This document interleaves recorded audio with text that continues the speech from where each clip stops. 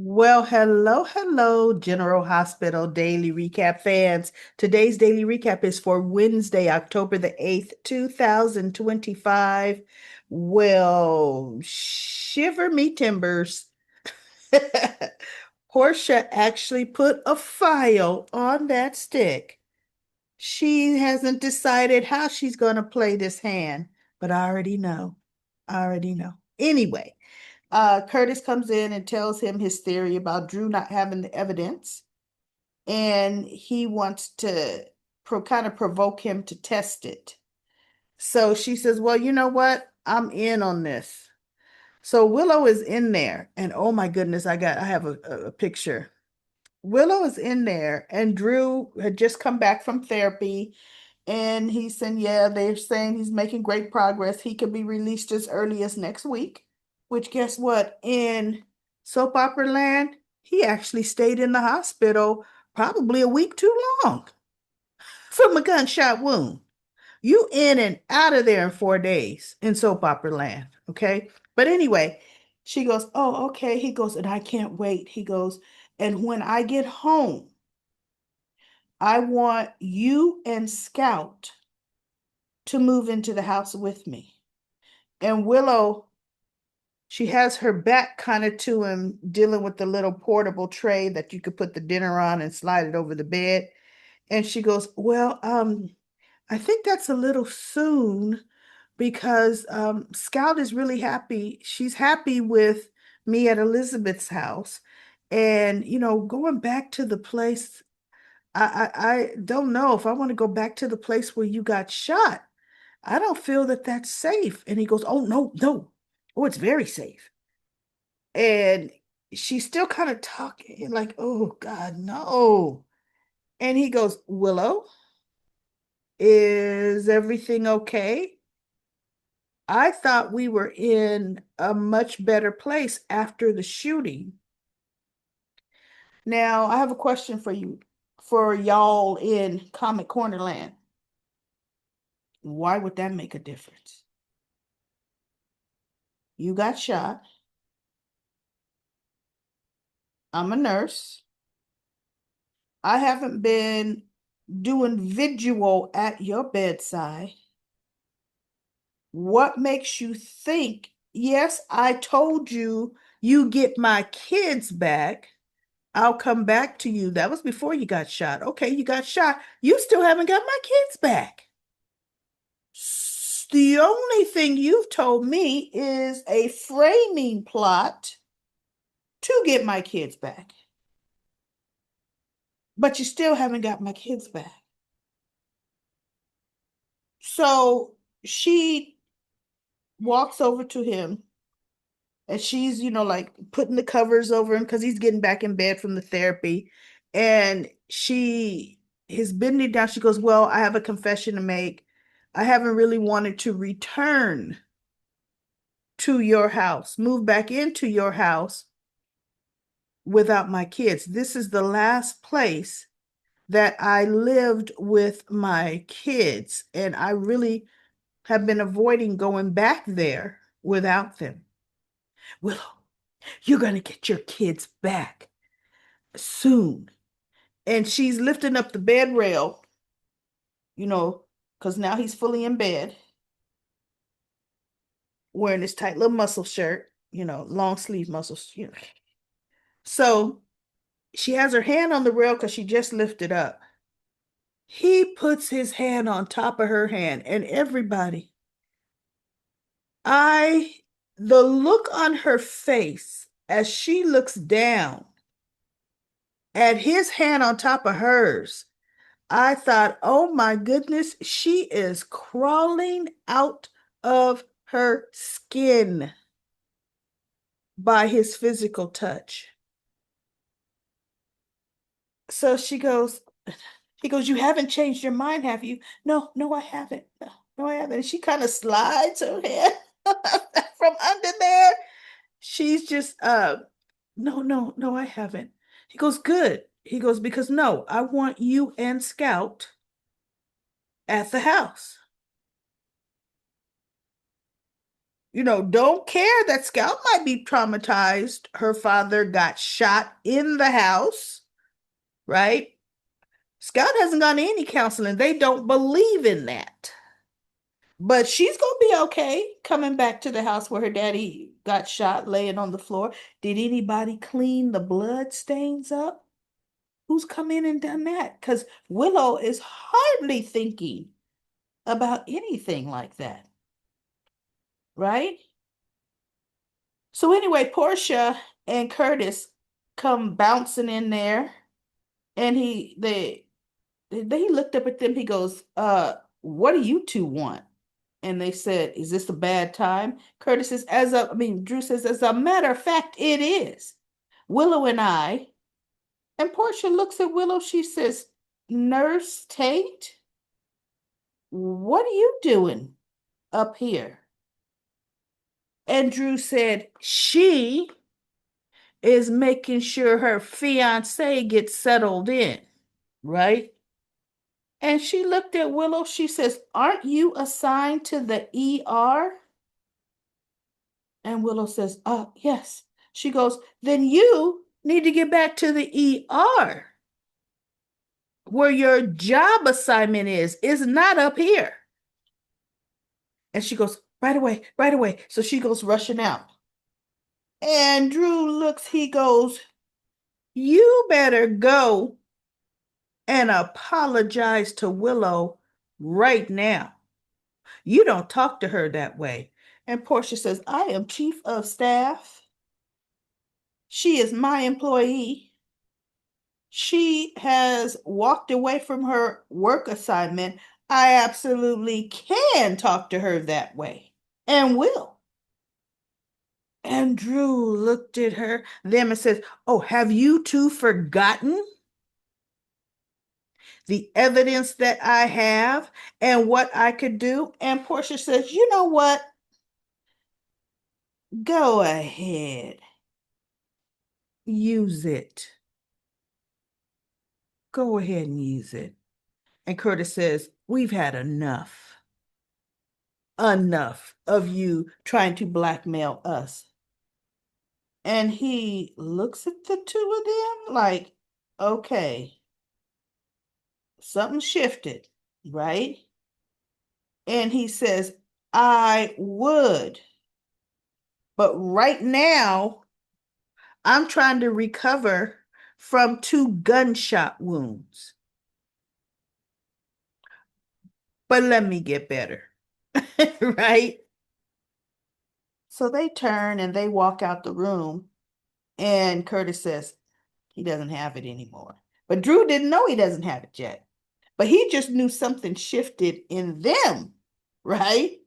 So Portia says, yep, I believe you're right. So they go back to Portia's office. And actually, they show Portia in her office. Curtis walks in. She goes, Curtis, I thought you left. He says, no, it really dawned on me that, we stayed together to show this united front. We stayed together so that bottom line, if the evidence of the blackmail could come out or comes out, we have some kind of united front, but Drew doesn't have that evidence anymore. So it's over. And she goes, mm-hmm. Because he's like, there's nothing else tying us together. You mean that we have to stay together for, right? And Portia's like, And I'm thinking, okay, she gonna use this. But she didn't use it right now. We didn't see it. They didn't go into that, right? So Martin comes in and Curtis says, did you get a list of the content that the police took out of my safe? And Martin says, yes, I did. I got the list. I can pull it up. It's on my phone. He goes, show it to me now. So he shows it and he reads it and he goes, the blackmail evidence is not on this list.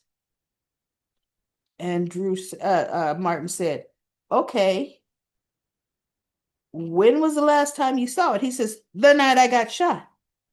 I went in, I got Willow's ring, I glanced at the envelope that the evidence is in, or my proof is in. And so I know I had it. And he goes, did you close your safe? And Drew says, I honestly can't remember if I closed the safe. He said, but the way those two were acting, they got the evidence. So Martin says, then that proves they shot you. When in reality, everybody, it doesn't prove that they shot him. It really doesn't.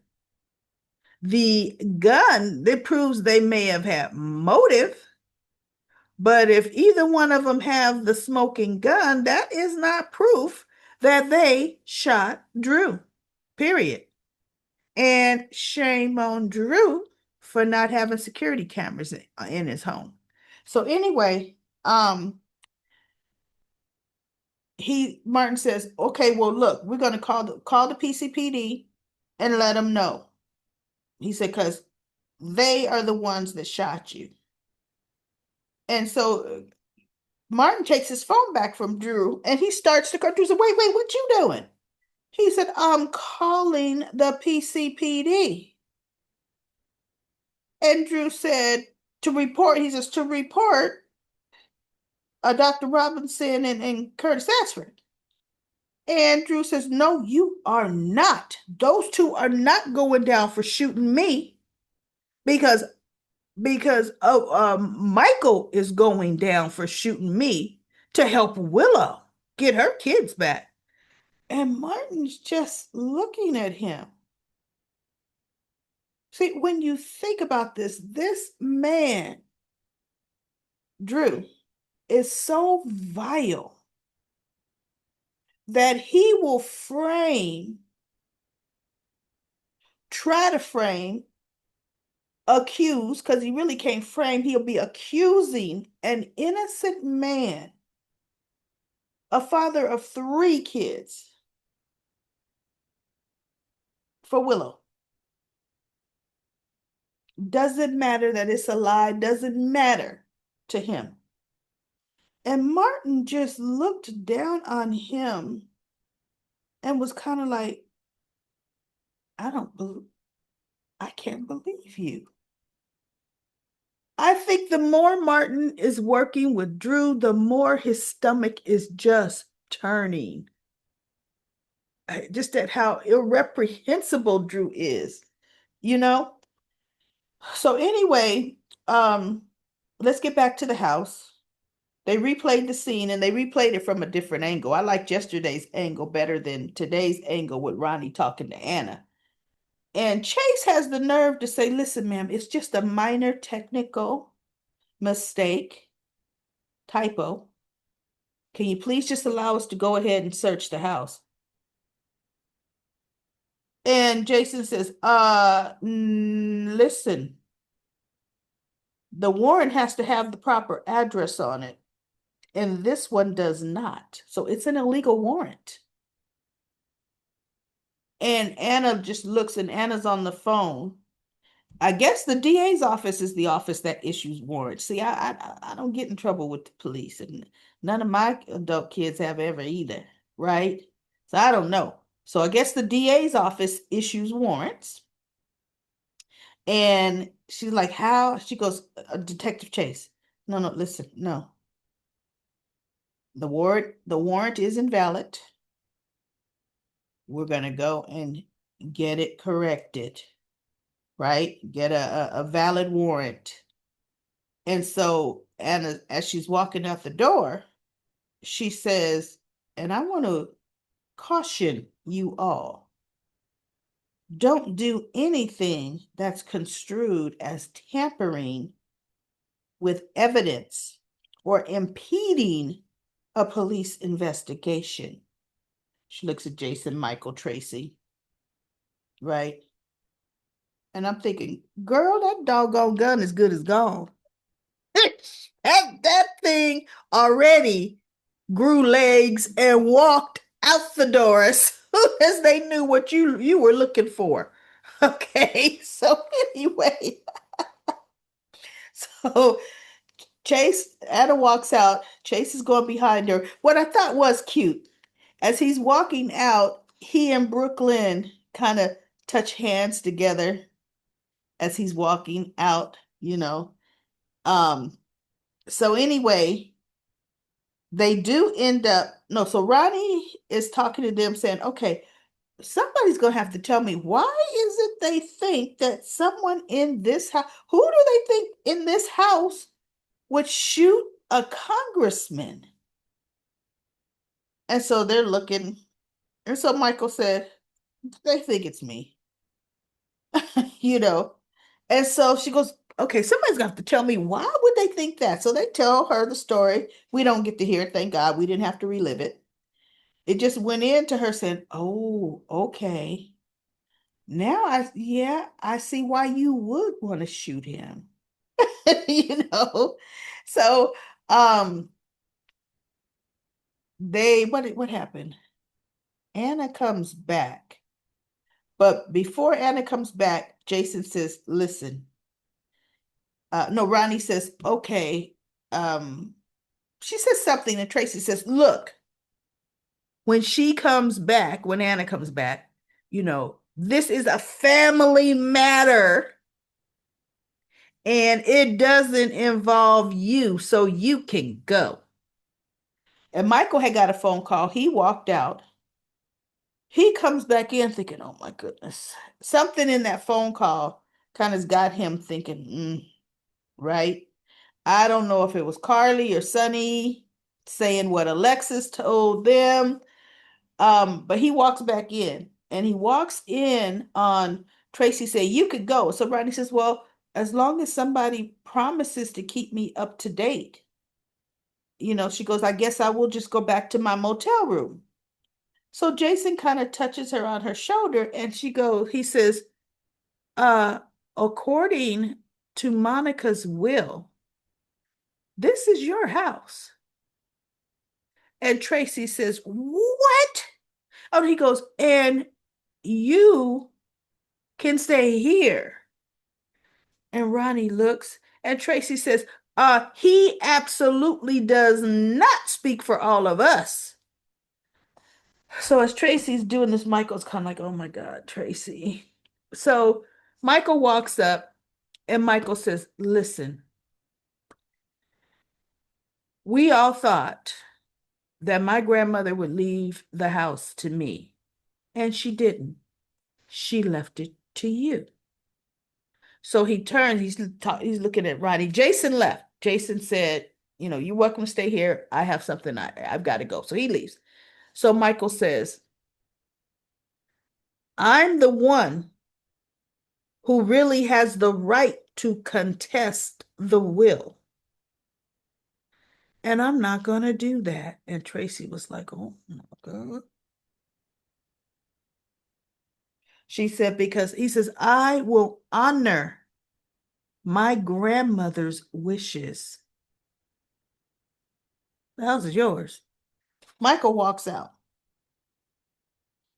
And Ronnie's like, oh, well, Tracy is fit to be tied.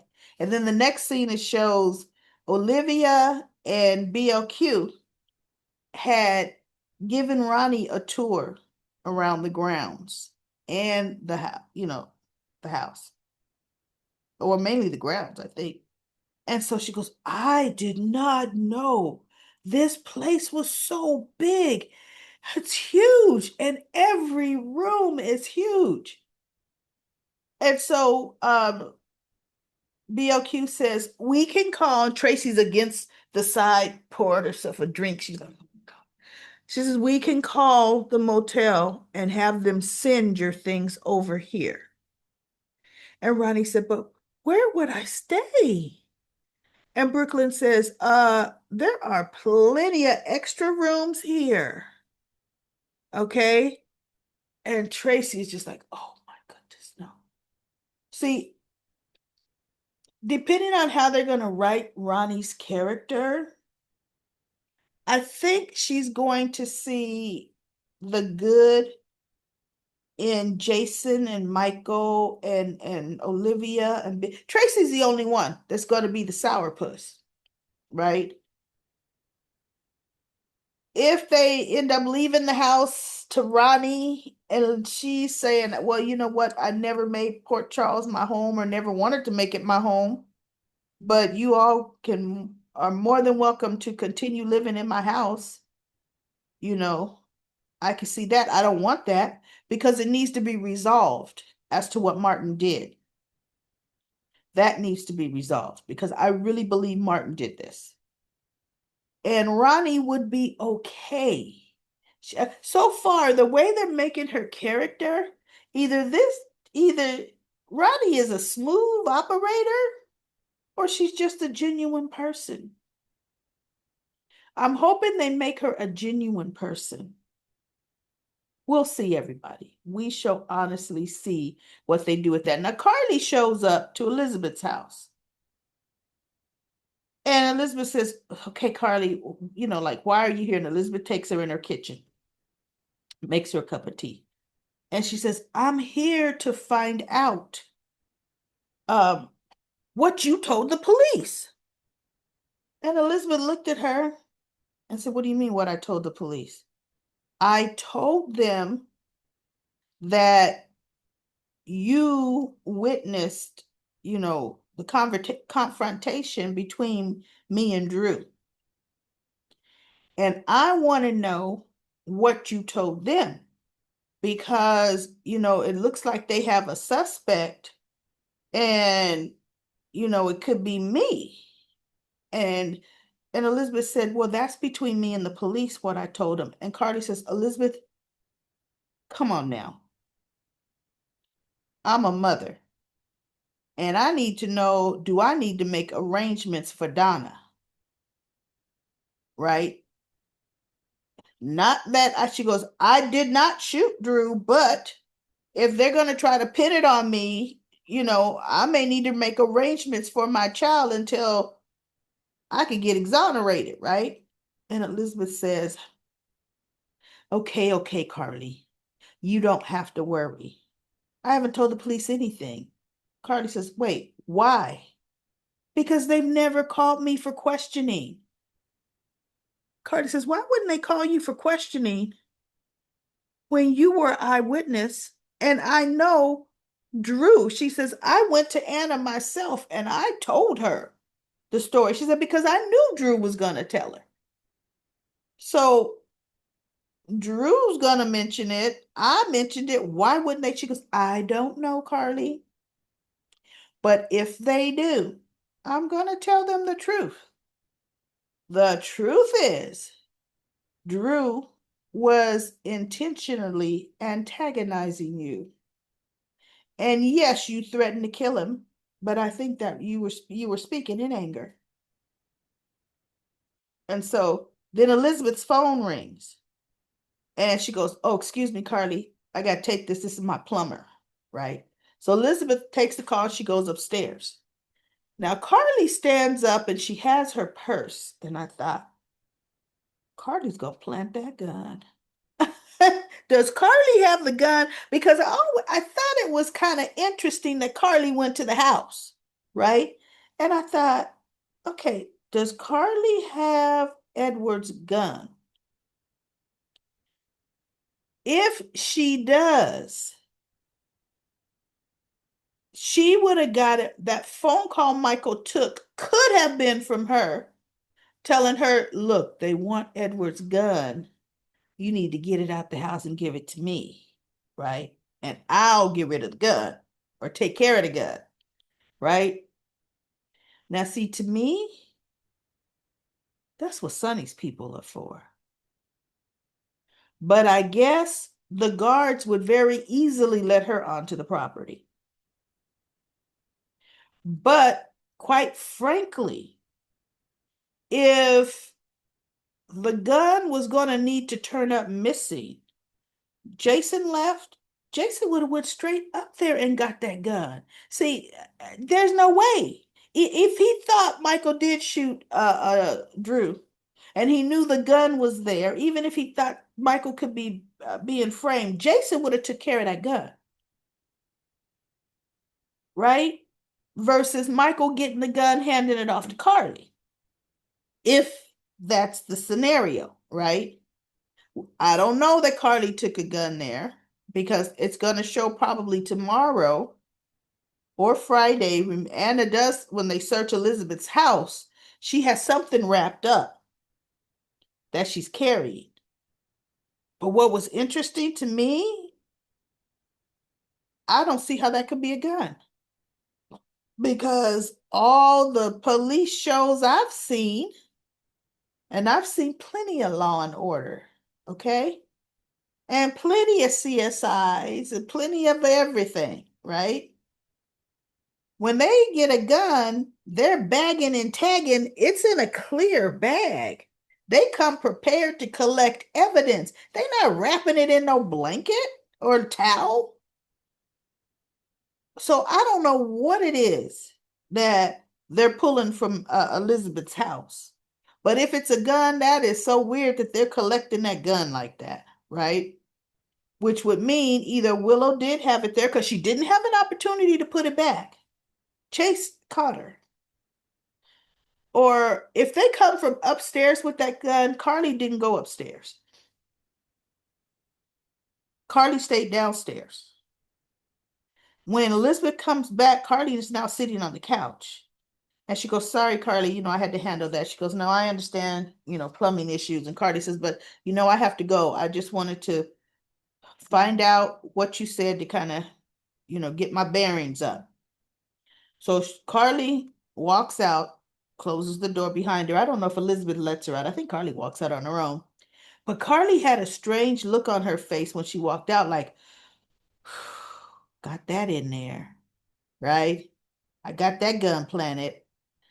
Or that's what they want us to think because that look was, okay, they haven't talked to Elizabeth. Because Elizabeth said, you know what, Carly? I don't know.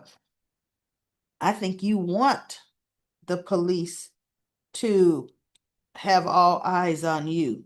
And Carly says, Elizabeth, why would I want that? She said, because then they won't have their eyes on your son.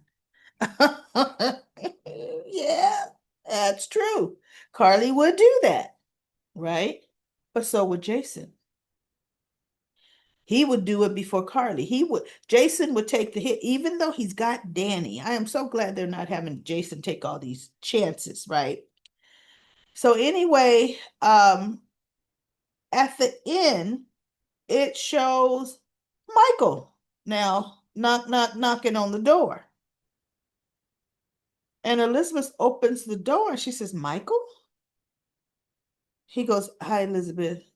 Is Willow home? She says, no, Willow's working. And he says, can I come in? And I thought, well, heck, is he there to plant a gun? Because if she says Willow's working, why do you want to come in? But I think he wants to talk to Elizabeth about Willow. Okay. Um, and Michael did have this blazer jacket on, but where could he hide the gun? Inside, in his, he could hide it if he wanted. But Elizabeth would have to leave him alone to go plant the gun. So anyway, let's get back to the hospital. Willow, while she's still with Drew before Portia gets there, she gets an email. And Michael got the same email too, which could be why he was worried or feeling some kind of way. Her case has been reassigned to a new judge, but they can't get to her hearing until mid-January. And she tells Drew, she says, I can't live that long without seeing they can't do this to me. I can't live that long without my kids. And he goes, Willow, no. You are going to have your kids way before that. No, I promise you. Oh, he's promising her. Like every other promise he's made has come true, right? You can rely on my promises. I promise you. And she just looks at him. And then Portia and Curtis came in and Willow leaves. Well, Willow is dressed now and is getting ready to leave the hospital. And Britt stops her. Britt says, Willow, I heard you ask Deanna to take your shift. You're leaving? She goes, yes, I'm leaving. And she goes, is everything okay?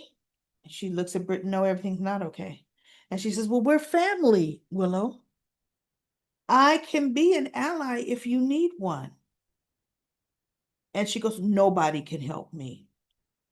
And Britt said, but I could be there for you. And she goes, and I saw you with Agent Brennan because Jack Brennan came to the hospital to talk to Britt, but Jocelyn was there. And Britt was like, nope, I want a suite at the Metro Court. And Jocelyn said that would be all kind of red flags, Britt. It wouldn't fly. Britt says, well, people would just think you were grateful for me saving your life. She says, yeah, but that doesn't mean I would be giving you an unlimited paid suite at the Metro Court. My mother wouldn't even allow that. So Britt says, well, then you better make it happen. And she says, and you know what, Britt? See, you, she goes, because you don't want me to tell people you're WSB. And Jocelyn says, no, I don't. But you don't want people to know what you were doing at the Five Poppies either. And Britt kind of looked at her. She says, now, I don't know how deep you were in that operation, but you sure were a part of it, Britt. And they tried to kill you. She says, no, I was leaving anyway. She goes, no, without an ounce of your clothes, an ounce of anything. I travel light. She says, no, Jason saved you like he saved me. So I think we both got secrets that need protecting. And then that's when Jack walked up and Britt, he says, let me introduce myself. I'm Jack Brennan. And she looks like, okay. So he goes, I'm the head of the WSB Port Charles Division. And she looked. And he goes, looks at Jocelyn, you know what? I'm going to see you later. Can I speak to you for a moment? So he takes her to the side and he tells her, I have another job for you. And I don't know what that job was, but she says, yeah, Britt is threatening to out me if I don't pay a all expenses paid suite at the MetroCourt. Now, like I said, what they should do, they send her to the Cosmopolitan, or is it called the Metropolitan? One of them, Cosmopolitan Hotel. Get her a suite there. Jack can pay for that, right? So, but Jack's not gonna bargain like that because see, Britt could still be in 100% trouble. So he walked back over to her and he said, listen, I would like to, have a word with you. She says, I'm working. No, can't talk to me while I'm on my job. He says, okay, all right. We'll make an appointment. We'll talk later. He says, and he starts to walk away, but he turns around. He goes, by the way, Dr. Westbourne. She says, I'm not a doctor. I should have corrected you when you first met me. Ms. Westbourne. I'm not practicing medicine right now. So he says, I don't want you harassing, making demands, or causing trouble for my department or any of my agents. And he's just looking at her. And she looked, he says, because we are going to investigate and get information on exactly what you were doing at the Five Poppies. He says, and if I think what might comes out, you're going to be looking at some serious charges, international charges. Do I make myself clear? And she just looks at him. Yeah. You know, Britt can stone face you because she already knows you don't know because you haven't even brought me in for questioning. But she doesn't want them to know either, right? The place was blown up, so they really don't know. But she knows she can't be making too many waves, right? Britt knows that. So that's going to be interesting. So Britt will be staying above Bobby's. Like us. She'll be staying there for a minute until she gets leaving on her little paycheck with the position she's in. She can't afford the Metro Court at all. So anyway, everybody, that's it. They had a little scene with Joss, Emma and Gio. You know, Trina was trying to do a little matchmaking thing, and Emma and Gio end up in the inn before she leaves because he told her he's moving out. And they ended up admitting they both have feelings for each other. And he feels, you know, now that that dynamic is there, he should move out. And so she goes, but isn't Sonny's place dangerous? He says, nah, my grandfather's place will be fine. So they kiss. And I said, okay, here we go. But good. Because, yeah, Anna wouldn't want them living like, wait, hey, hold up, y'all. See, it was fine when he was just your friend sleeping on the couch, but I don't need to wonder about who's creeping in your room. You know, so anyway, that's it, everybody. That is it. Let's go to comment corner. Comment corner. I'm going to start from the top down today. Actually, I did top down, bottom up, and today I'm going to scroll to the middle because we had 116 comments. So I'm going to scroll to the middle to kind of make it a little fairer.